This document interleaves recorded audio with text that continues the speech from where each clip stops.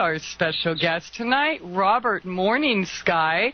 If you could, just kind of paint a background, what your path was like, and, you know, how you came to be where you are today, educating people literally around the world with your knowledge. I did have a different upbringing. I am a Native American, and as most of your listeners and you probably know, there is a different tradition, different standards, different way of looking at things in nature and in life in general. And as with most Native peoples, and I even think, and I will use the terminology civilized people, there is the concept of Mother Earth and Mother Nature, and those are the things that I grew up with, that Earth was a divine entity and that Mother Nature was a divine entity. And in the Hopi world, the Hopi Native American, we have what are called Kachinas. Most of your listeners have probably seen those little wooden carvings in Indian Native American stores, and they're often referred to as Kachina Dolls, which is actually, it's inaccurate. These are carvings that represent the spirit of those things that are in nature. For example, perhaps the best way to explain it, when I go and I dance in a powwow, for example, or if you ever go to a powwow, you will see dancers in very elaborate regalia. I mean, they're very fancy dance outfits or grass dance outfits, and it's very, very elaborate. But if you were to see them either just before the celebration or just after the celebration, you'll see them maybe in some sweat clothes, maybe in some shorts and a T-shirt, and it's the very same person. It just, on a particular day at a particular time, he gets dressed up in this very fancy regalia. Well, that's how we are taught in the Hopi world in particular.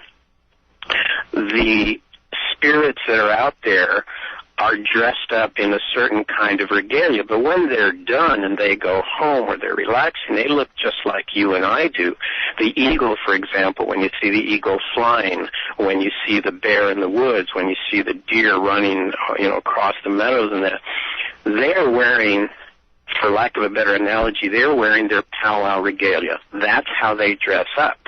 Then when they relax, when they're at home, they take off their skins, they take off their feathers, and they look just like you and I do.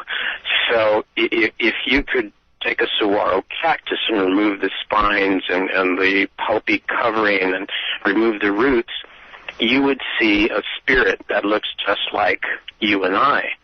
When I was little, I actually sat at one of the celebrations and I shared a quick little meal with Nuvak, who is the spirit of the snow.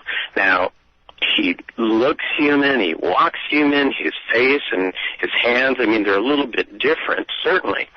But when I sat with snow and had a meal, it became very, very real. A month later when I go up to Flagstaff and there is snow on the peaks, I know that is snow in his powwow regalia. And so we are taught that everything around us, the wind, the snow, the mountains, the air, everything is just like us. It just is wearing a different skin for a different celebration or for whatever it has to do at that given point. So when I grew up learning about Mother Earth, there were times where I could see her in a dance celebration, in a powwow. I could see her in a ceremony. I could see Mother Nature. I could see the different spirits. Some were masculine and some were feminine. But it's very real. I think the difference between Native peoples and civilized peoples is that in the Native world, the spirits that are around us, the divine and the earthly, are with us every single day. They are part of our existence. We talk with them, we walk with them, we dance with them. they are here with us. In the civilized world, in general, the divine spirits, whether one calls them angels or gods or heavenly beings, are always out there. They're not part of your day-to-day existence. They're not in the dance that you're going to be in this weekend. They're not out in the forest to talk with you when you go out there.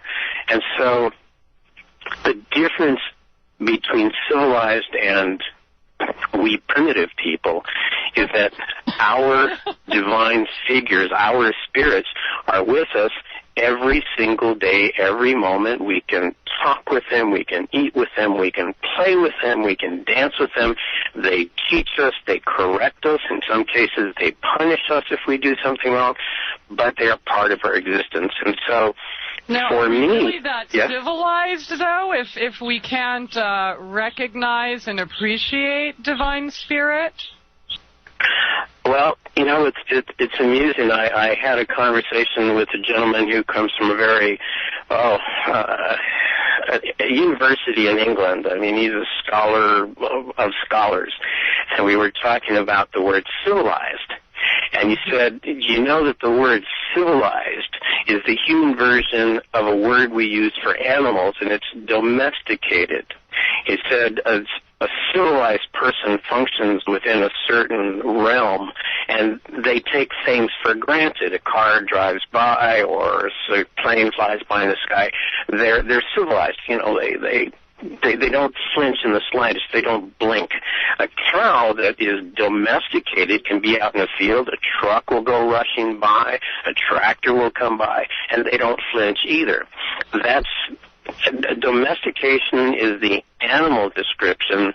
Civilized is the human description. Uncivilized or wild is the fox, the bear, or the native who hears a sound, a cracking branch in the forest or an unusual sound in the sky, and they stop and they look, and they're, you know, like the deer, the ears turn back and they turn their head. Uncivilized means you are always watching, you're always aware of what is in the environment around you. Civilized and domesticated means you just accept. And so if civilized means, you know, I'm proud to be a primitive. I'm proud, in some cases I've been called a wild man, but that means that I'm aware. I have to say, I was raised and did not learn English until I was 5 years old. I was adopted. I was brought into a home. I had to learn English. I had to learn the alphabet.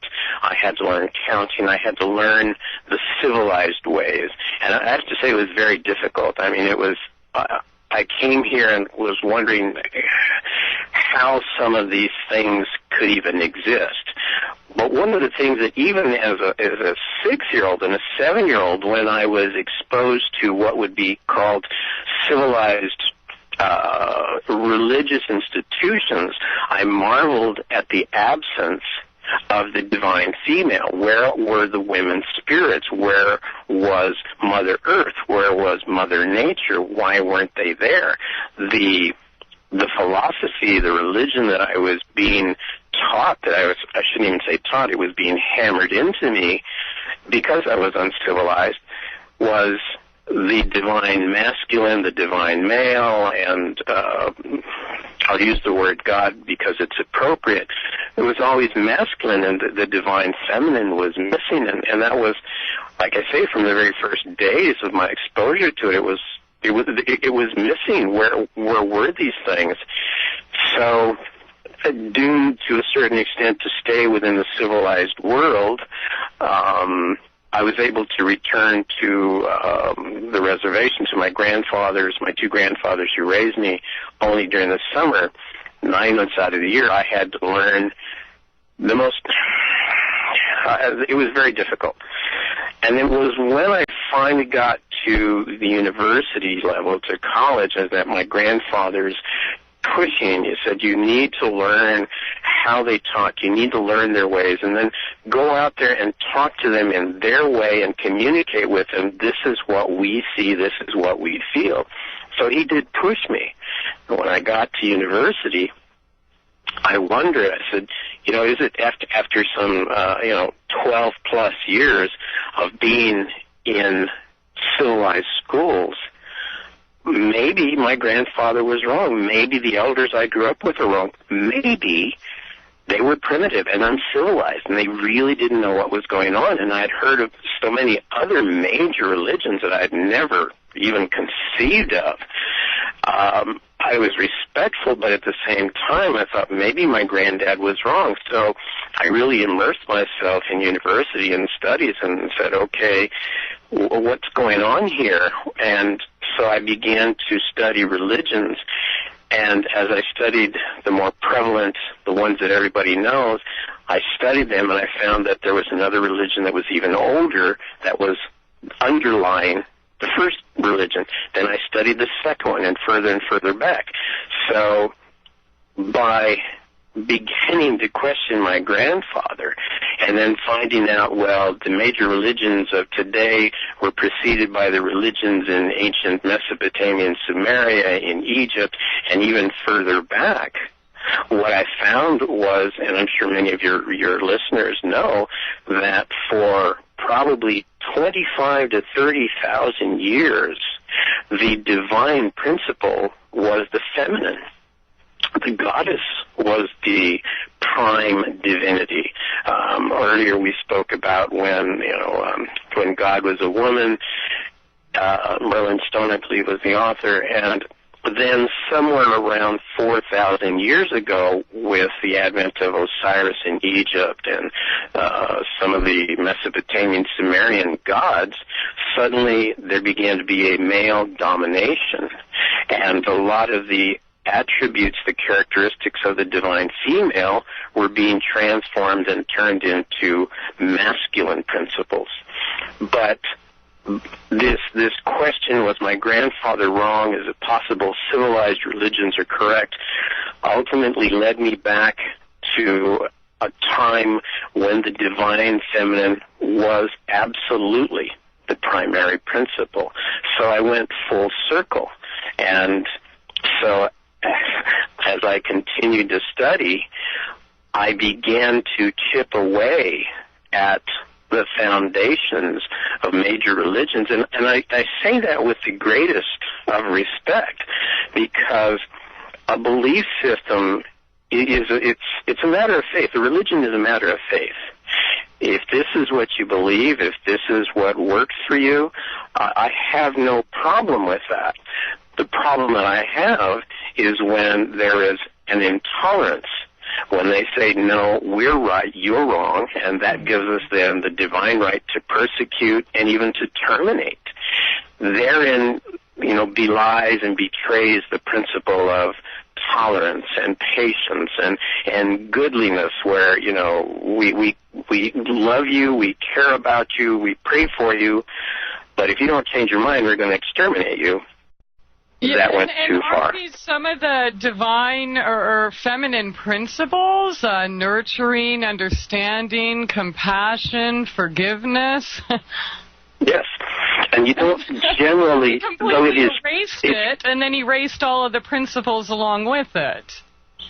Right, so they express it, they say, this is what we profess, but it doesn't take, a very deep study of history to find out that some of the most major persecutions and terminations were because one individual or a group of individuals said, no, we're right, you're wrong, and they terminate, they violate the right to exist. So I began to study in depth, and to this day, while I can respect anyone who says that the masculine divine is the ultimate and the superior, okay, I will grant you that. But, if that's what you want to believe, I'll grant you that. But to say that there is no divine feminine really belies the history of where these masculine divine beings came from. I know you're going to take a break in a moment, but what I would like to do is I would like to address the physical, the tangible evidence that based upon male divine principles, why the evidence is there in every listener that is in your audience, in you and in me, there is evidence, physical, tangible evidence, that the divine feminine preceded and was a major part of our evolution. You know, for me, it's just really basic. We kind of know that it takes two to create. And, you know, as you point out on your website, it's not one. I mean, show me a male that creates on his own, or show me a female that creates on his own. It just doesn't happen, so it kind of makes common sense that there's both involved.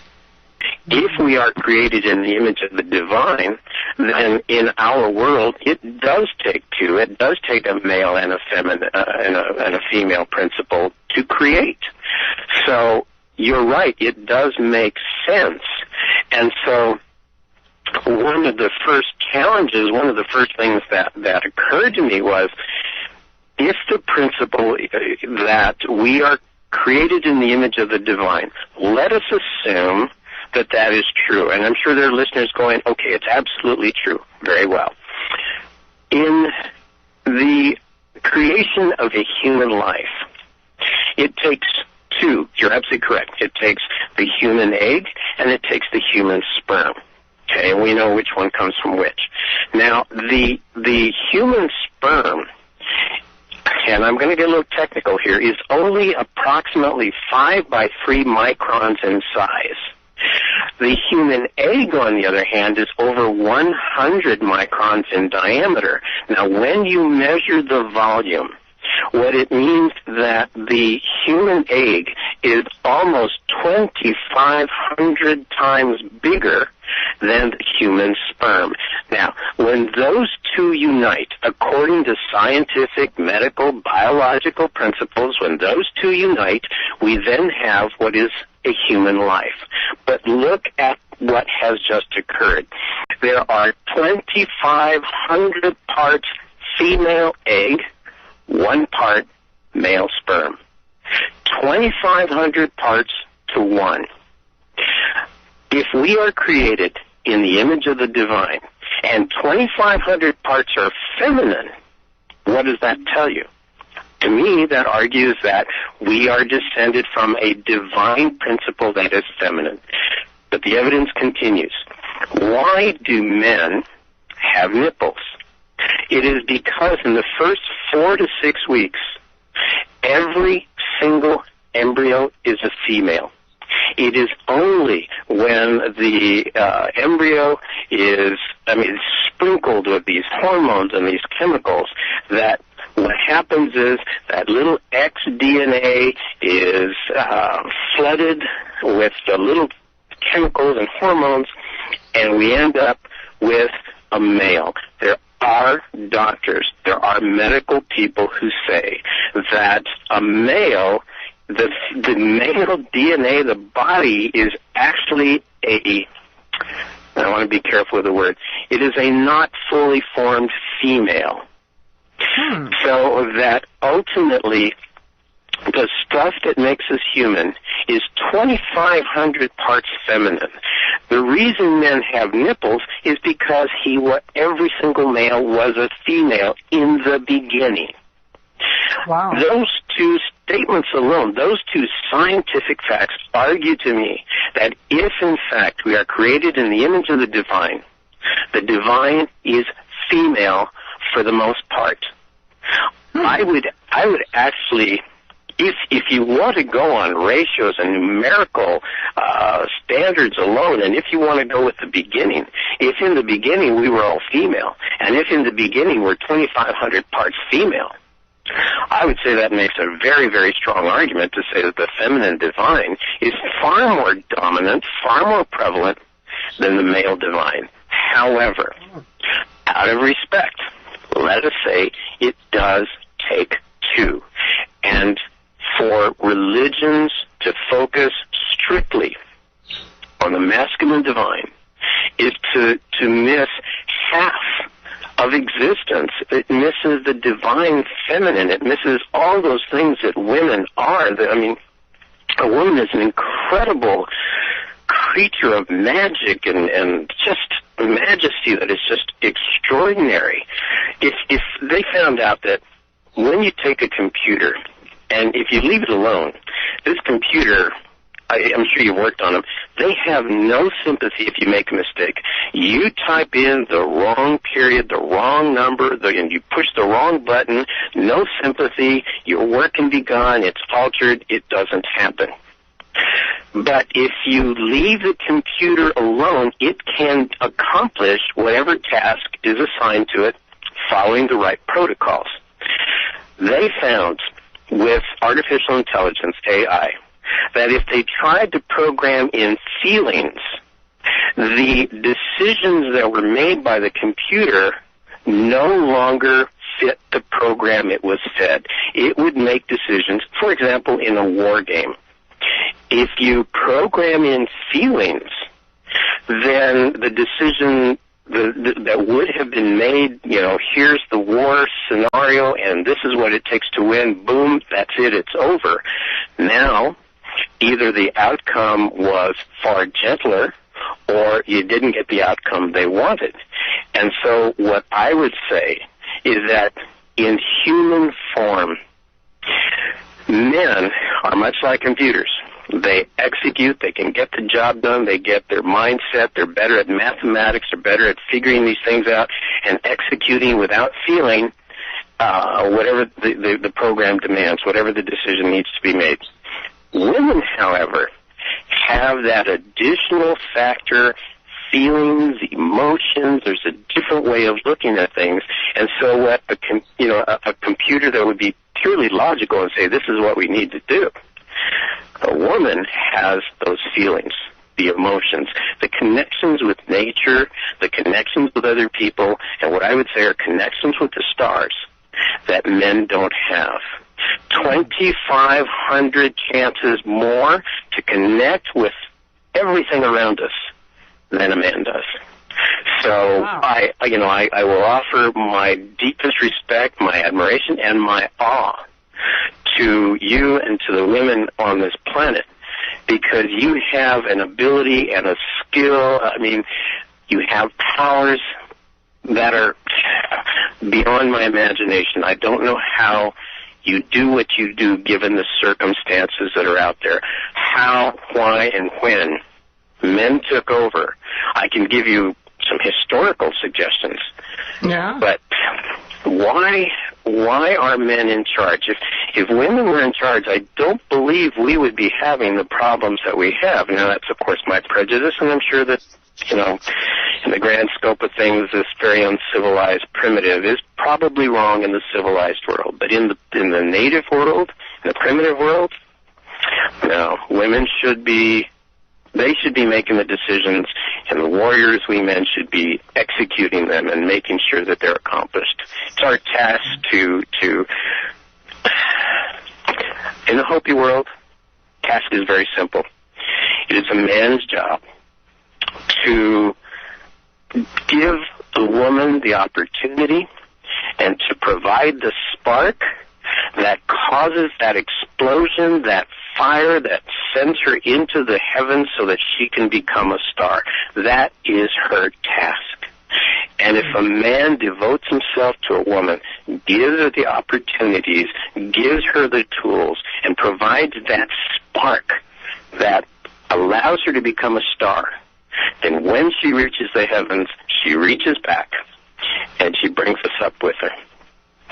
That's the Hopi way. But that is, again, it's very primitive, isn't it? Well, I don't know. The whole primitive civilized thing, as I said before, if we're really so civilized, why are we going around killing and hating everyone and massacring the earth and the inhabitants thereof? It's, so if that's what it is primitive, sign me up. I do have the greatest of respect for scientists and doctors. I mean, there are medical technologies and other technologies that have made our lives much better. We're healthier now. Our lifespans are longer than they were in the past. Unfortunately, technology has also given us more stress and other diseases and other problems that we didn't have in the past. An anthropologist that I was talking to a few years ago made it very, very clear. Our bodies are not designed for modern-day civilized living where you sit at a desk or you're, stressing out over business concerns and living where the food is processed for you. Our bodies are they evolved, and they are in the same state of evolution as, excuse the word, caveman, the Neanderthal and the Cro-Magnon. In fact, there really is very little difference between the Cro-Magnon man and modern-day Homo sapiens.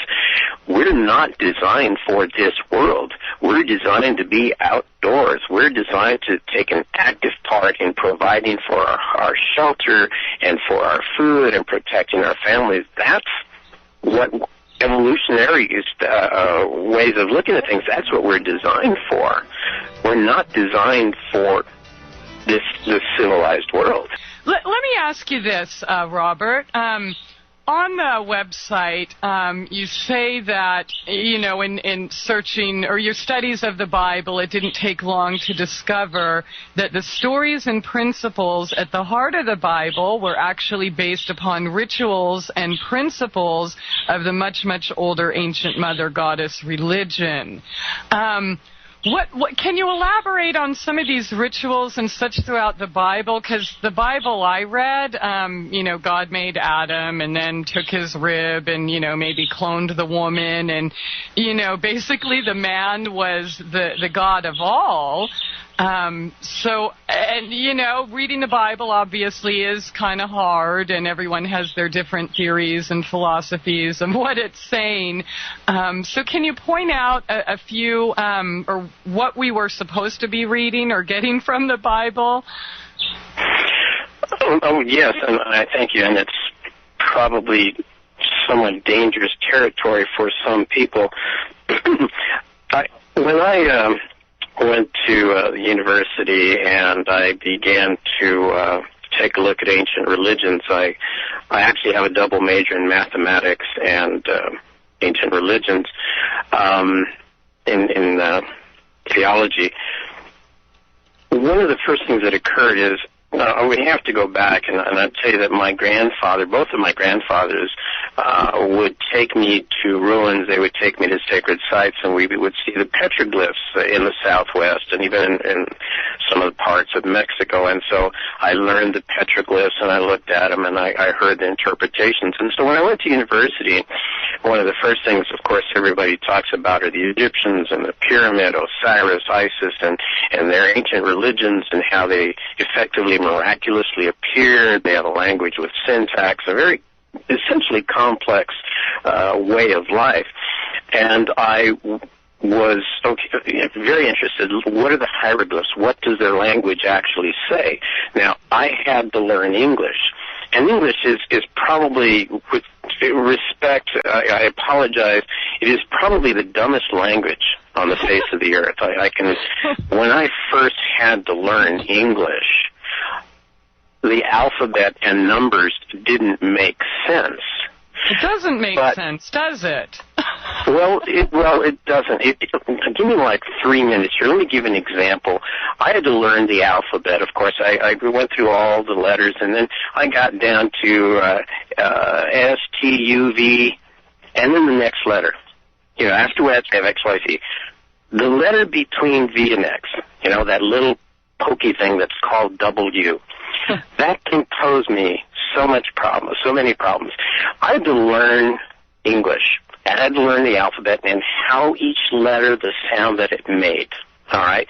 Now, the letter V came just before the W. Mm-hmm. And I look at the V, and then I look at the W, and it looks like two V's together.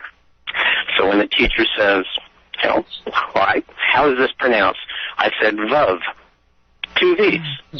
No. She said, you don't understand. That's W. you. That's not a U. It's a double V. But okay, if it's double U, then it's pronounced ooh. No. I said, what? She said, yes. I said, huh? She said, no. What? Yes. W is the dumbest letter in the most difficult language on the face of the earth. Then I had to learn how to count. 1, 2, 3, 4, 5. Okay, first letter, spell it, O-N-E. Hand raised, I say proudly, own. No, it's pronounced one. And I said, the teacher, there is no wa in one. 2, T, wa, o. Great, I know this one, to woo. No, it's 2. And I had to stop her. I said, okay, wait. I don't see it in the 1. I see it in the 2. I pronounce it in the 1, but I don't pronounce it in the 2. It's there. I don't say it. This is the stupidest letter in the dumbest language on the face of the earth. She said, Robert, you are so wrong. I said, how do you spell that? Oh, gosh. R-O-N-G.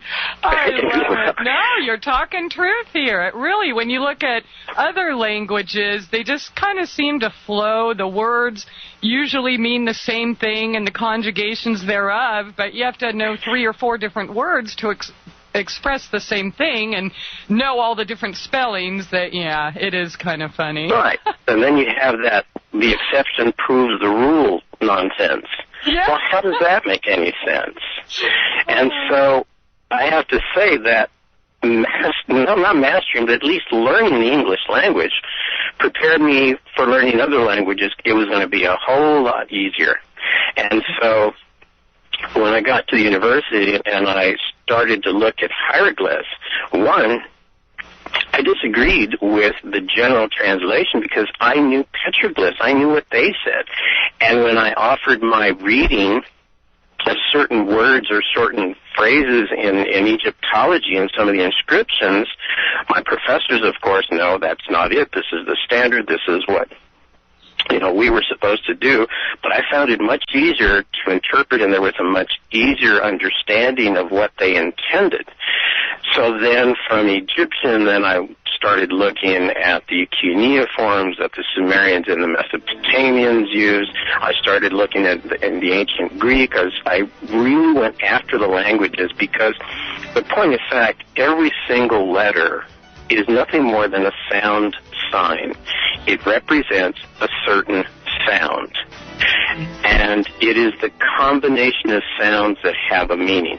I have the greatest of respect for all scriptures from every religion because I think they all have merit.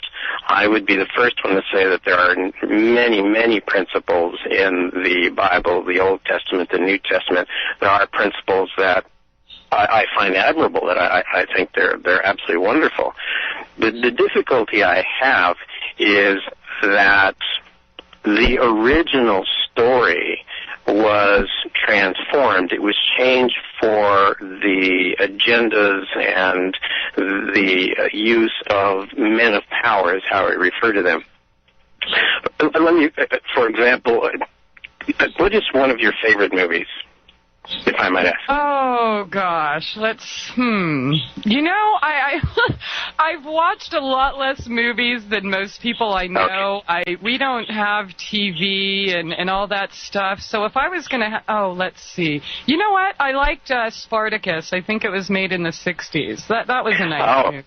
Oh, right, sure. That was Douglas, Kirk Douglas, right? Yeah. Now, let's say you take the movie like Spartacus, and they've just recently done a remake of it on one of the cable networks. They did this whole thing of Spartacus and have altered the story dramatically. Many of your listeners may not be familiar with it. Let me take one that usually comes up when I offer this next point. They talk about the movie The Godfather. And Al Pacino, Marlon Brando, and James Caan, and you have all these characters, Robert Duvall. Now, what if they took this movie, this classic movie, Gone with the Wind, for example, if they took any one of the classic movies and then they remade it, And instead of Marlon Brando as the Godfather, suppose, originally it was supposed to be Ernest Borgnine.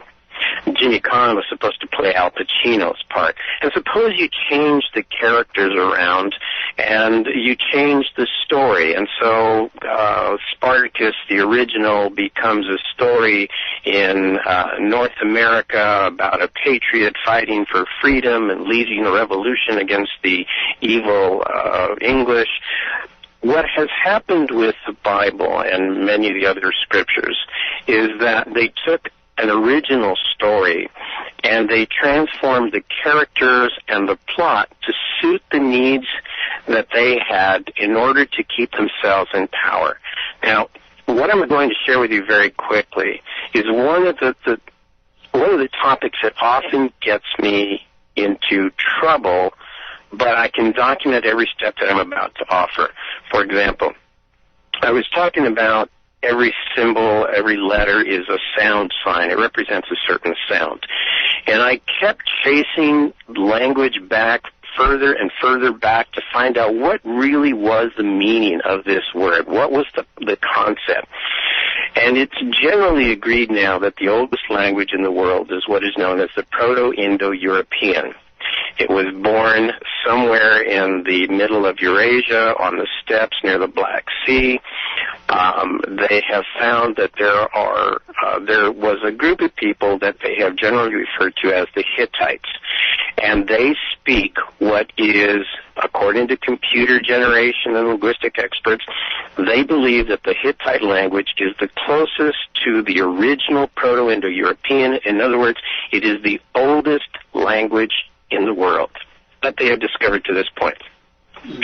Well, they took the Hittite language apart, and they said, okay, this little sound means certain things, means something, and then these other sounds do. And their religion, which dates back to at least 7,000 BC, you may have heard of Satal Huyuk, those ruins in ancient Turkey that are, they have the bull's heads on the wall, and they have horns, and it was this little beehive community, very active, probably the largest one of its kind in the entire world at that time, with the exception of possibly Mohammed. But the point is that the Hittite language and the Hittite people expressed what is the world's oldest religion based on documented evidence. And they had a divine feminine. Her name, variations of it, but her name basically came down to the sounds Ka-ba. K-E-N-B-A, Kaaba, or K-U-N-B-A, Kuba. The word for the sound that represented the divine was a sound that is best nowadays pronounced as Yah.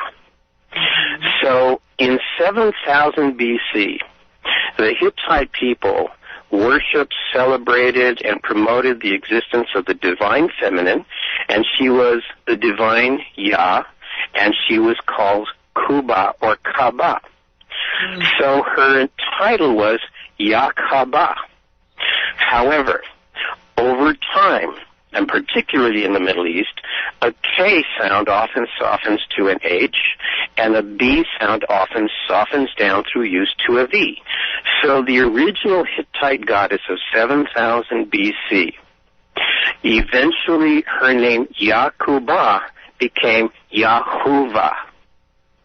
Now, that is remarkable. The name Yahuwah that we find in the Bible in the Old Testament was used 7,000 years earlier in addressing the divine feminine.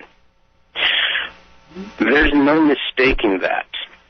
Why is that not part of history? Why is that not also taught as an alternative to, the traditional religious standards that we received?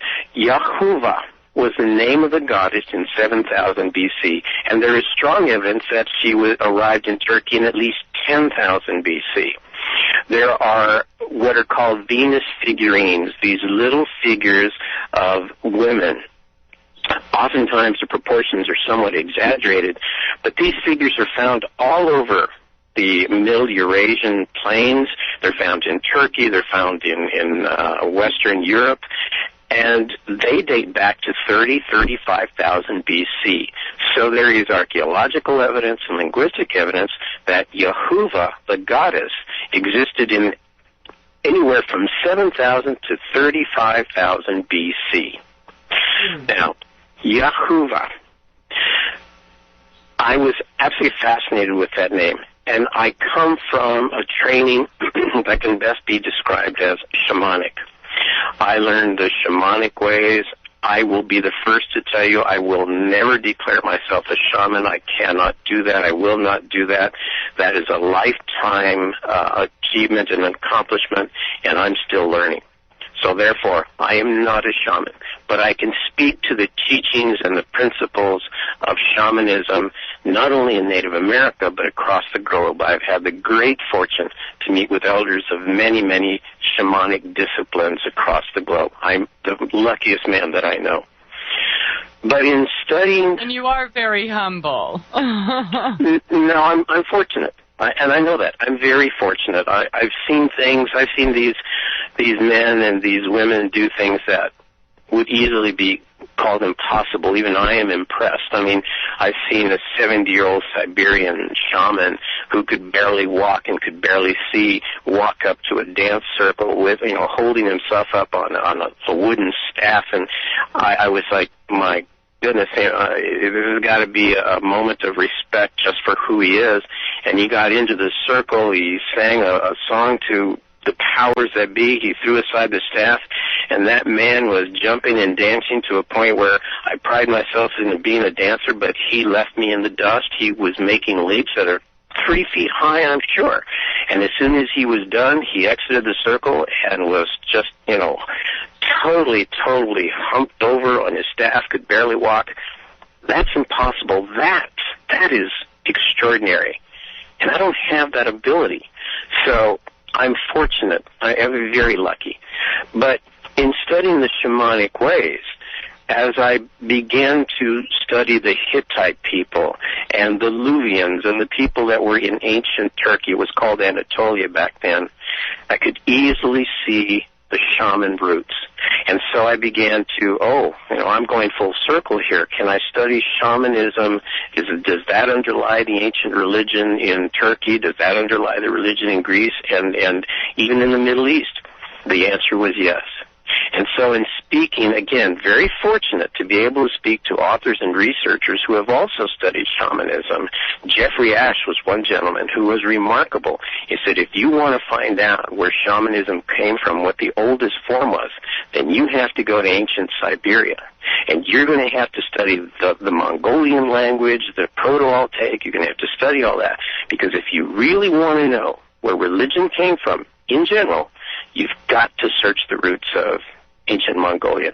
And so that was the next step.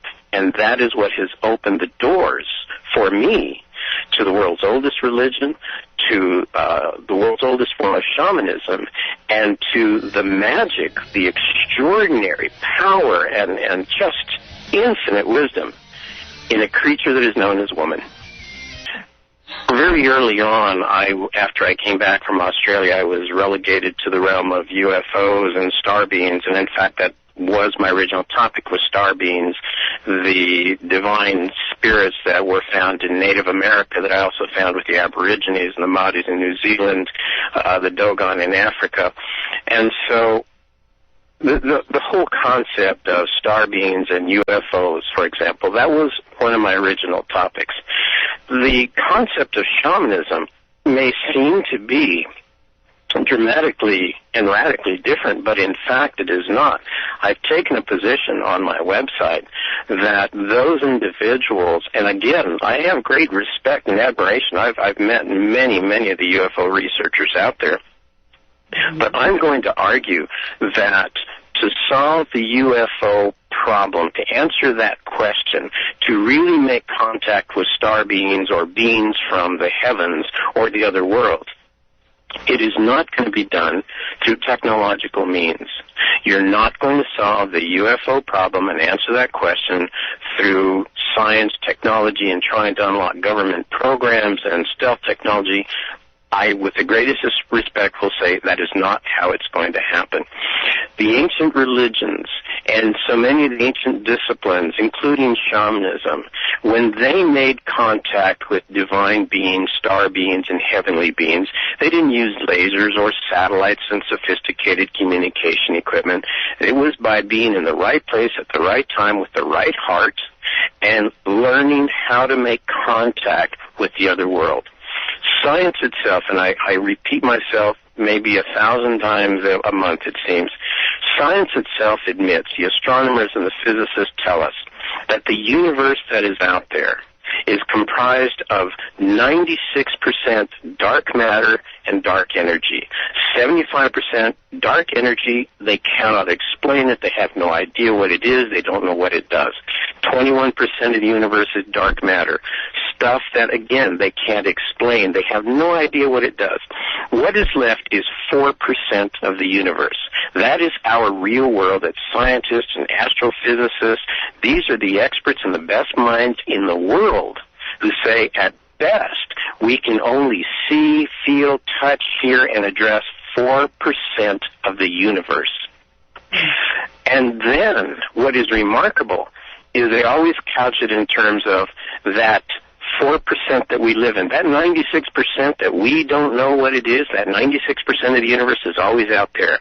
I will argue it is not. It is right here, it is right next to you, and it is inside you. 96% of you, 96% of the person sitting next to you is made up of dark matter and dark energy, and scientists, the best minds, cannot tell us what that 96% does, how it affects us. Shamanism, on the other hand, which is perhaps the best word that I can use, shamanism says you can get in touch with this 96%. You can reach out and make contact and even take a step into it. But it takes what I will call fire. There is an inner fire within each one of us. And with the deepest of respect to all the men in the audience, women have a greater fire and a greater potential to stir that fire that allows them to make contact not just with the stars and reach up into the heavens, but that allows them to make contact with the other world. The oldest form of shamanism in the planet has its roots in Siberia. Yes, there are other forms of shamanism all over the globe, but the oldest roots point at Siberia. The shaman in ancient Siberia, the men, always put on a woman's regalia. They acted like a woman. They danced like a woman. They sang like a woman. Why? Why, if the divine is masculine, were shaman trying to, one, be a feminine power and reach out to the feminine divine? Again, the feminine divine preceded and dominated masculine divine for thousands of years. And what I have tried to do in my research is not just take it back to shamanism in Siberia and the world's oldest religion, but then how do you make contact with other world beings or star beings or heavenly beings? And the answer lies, again, not in technology, which means you're using instruments, devices, and things outside of you. It's by using what is inside of you. And for lack of a better term, the word is ecstasy. And what it means is that you reach into that part of you inside that is fire. It's what gets you enervated. It's what makes you feel like you can accomplish anything. A surfer riding the waves, when he's up there on that wave and it's cresting, he knows he has mastered that wave. When you have somebody like Kobe Bryant on the basketball court, or you have a Michael Jordan, or you have, an athlete who seems to be able to accomplish the impossible, I will argue that that athlete, that individual, has reached in, made contact with that fire, and absolutely knows he will accomplish, or she will accomplish, whatever task she chooses. And so the roots of ancient shamanism in Siberia suggest that the greatest power, the greatest magic, and the way to reach into the 96% and make contact with star beings is to make contact with the feminine fire in our very real world. And so many of the ceremonies, I hesitate to use the word ritual, but the way they did things was intended to elicit the fire in a woman. In nature, for example, in nature, which one of the two genders in the bird world, those visitors that you have out above you, in the bird world, which gender has to have the song, the dance, the bright feathers, and strut about and prove itself to the other gender? It's the male. Yeah. In nature, invariably, it is the male who has to strut, to dance, to have the bright colors, to sing the song, and to prove himself to the female of the species. Long ago, in the old powwows, and I understand there's still some ceremonies in Africa that still do it in this fashion, there used to be what were known as courtship powwows. And men would go out, we would dress up, regalia, war paint, feathers, marks of honor, deer toes, bear claws, eagle feathers, those things that said something about who we are. And we would dance. Dance and dance for 3 days at a time, 12 hours a day to do one thing, hope that you can get the attention of a woman in the audience. And so, in native principles long ago, men had to prove themselves to women. Women did not have to prove themselves to men. And so, to this day, I believe that it is the woman, the female principle, that should be the guiding light, and it is the male principle that allows her to achieve the heavens, to achieve contact, and to make the difference. It is my hope that in the year 2012, and so many people are talking doom and gloom, that is not what the ancient prophecy said. In fact, some of the transformed prophecies in the Bible and in Egypt and in numerous other ancient scripts suggest that there might even be the return of a divine child, of the divine being.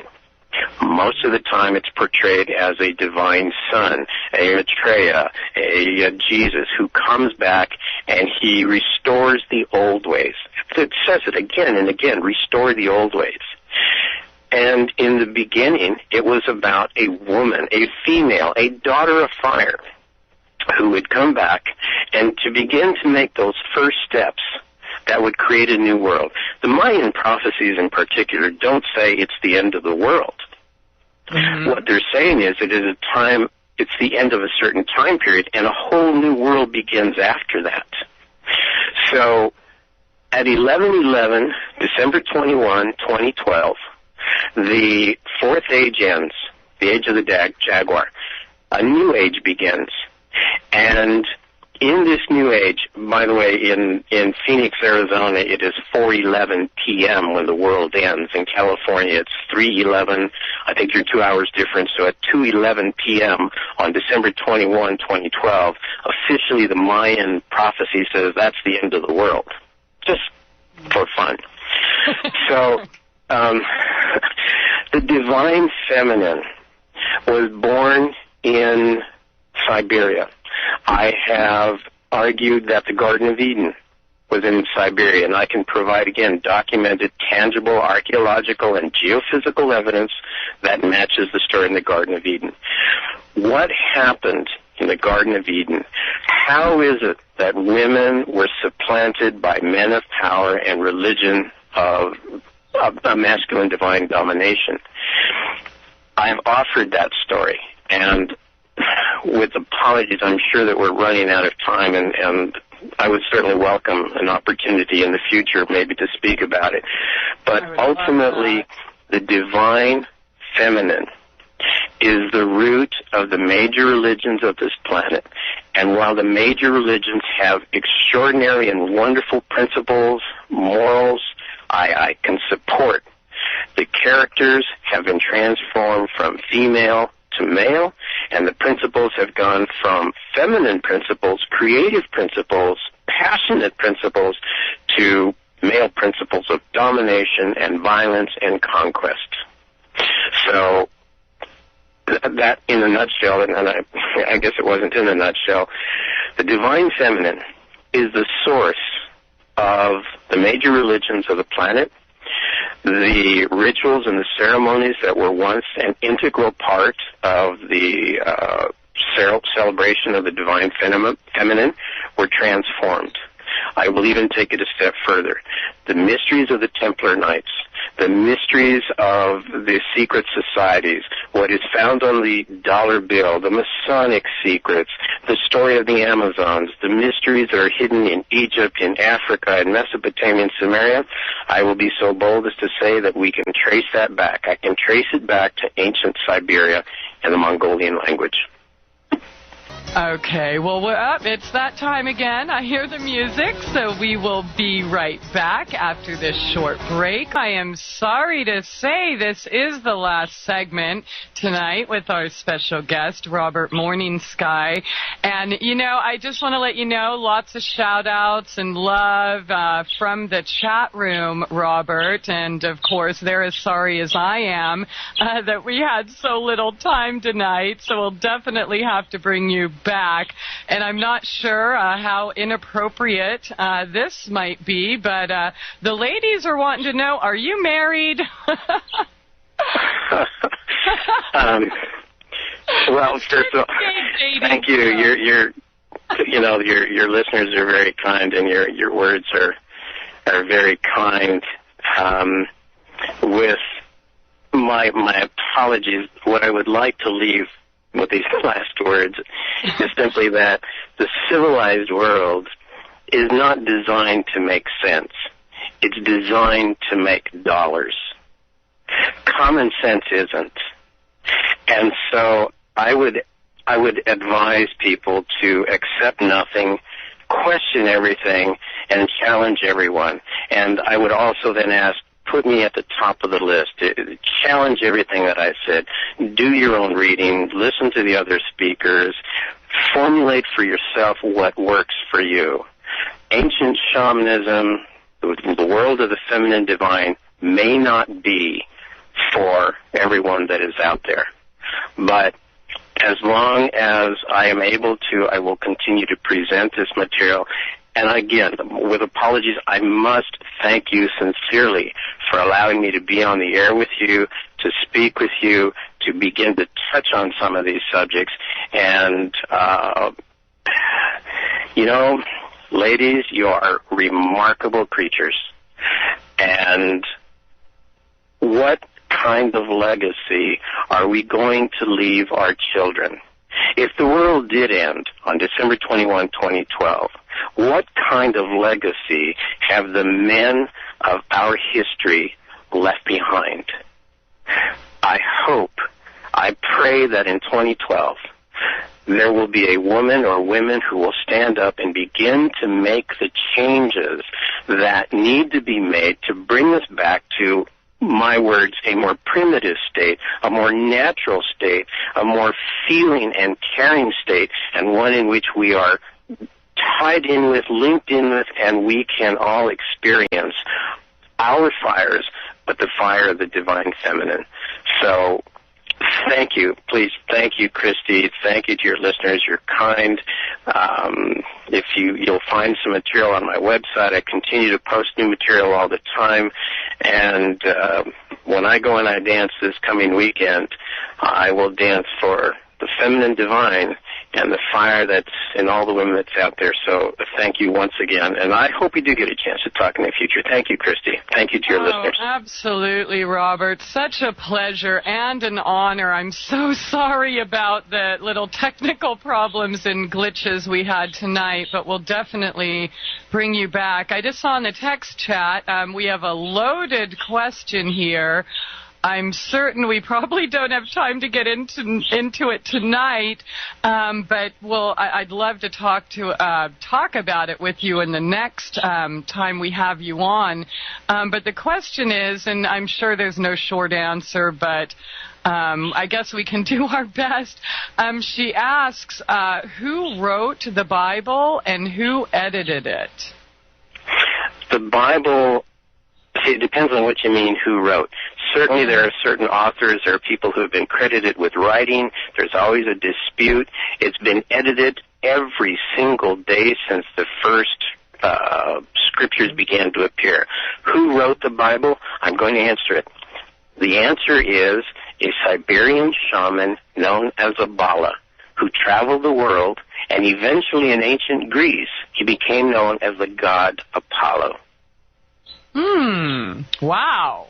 Well, we're definitely going to have to talk about that next time, and you're so right. I mean, every time they print a new one, I think it has to have at least 4% difference for the copyright guidelines, etc. So, you know, we'll definitely have to talk more about that in a show in the future. Thank you again. Oh, thank you. Thank you very much. I certainly appreciate the opportunity. Absolutely. Appreciate you very much, Robert, and I appreciate you all being here tonight. Thank you so much for sharing your time and inviting us into your living rooms or your car stereos or wherever you're listening to us at tonight. Abundant blessings and love to all. Be blessed. We will see you tomorrow night. Truth Brigade Radio.